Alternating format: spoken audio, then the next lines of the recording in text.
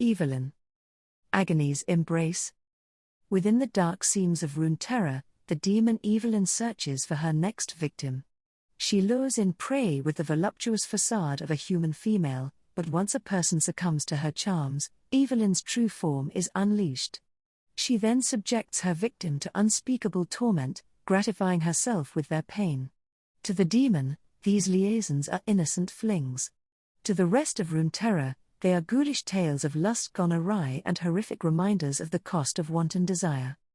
Evelynn was not always a skilled huntress. She began eons ago, as something primordial, shapeless, and barely sentient. This nascent wisp of shadow existed, numb and unroused by any stimulation, for centuries. It might have remained so, had the world not been upended by conflict. The Rune Wars, as they would come to be known, brought an era of mass suffering the world had never known. As people across Runeterra began to experience a vast array of pain, anguish, and loss, the shadow stirred.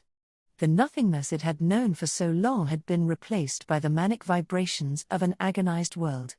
The creature quivered with excitement. As the Rune Wars escalated, the world's torment grew so intense that the shadow felt as if it might burst.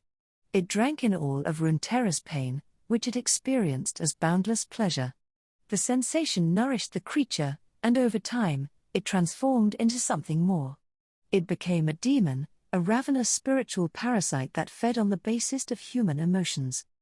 When the wars finally ended, the world's suffering waned, and the demon found itself growing desperate. The only pleasure it had ever known was born of other creatures' misery. Without their pain, it felt nothing, just as it had in its earliest days. If the world would not provide the suffering the demon needed to thrive, it would have to make its own.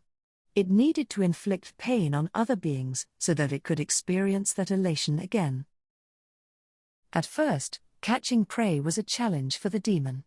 It could move undetected in its shadow form, but to touch a human, the creature needed to manifest as something tangible.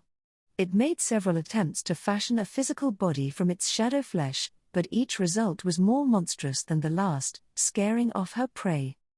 The demon realized it needed a shape that was pleasing to humans, one that would not only lure them right into its claws, but would offer them ecstasy born of their own desires, so that their pain would be that much sweeter. From the shadows, it began to study those it sought to prey upon. It tailored its flesh to their liking, learned to say what they wanted to hear, and to walk in a manner they found alluring. In a matter of weeks, the demon had perfected her physique, leading dozens of enamored victims to be tortured to death at her hands. Though she relishes the exquisite pain of each of her victims, she always finds herself wanting more. Each human's desires are so small, and they always expire too soon. Their pain, too fleeting to give her anything more than tiny morsels of pleasure, is just enough to tide her over to the next feeding.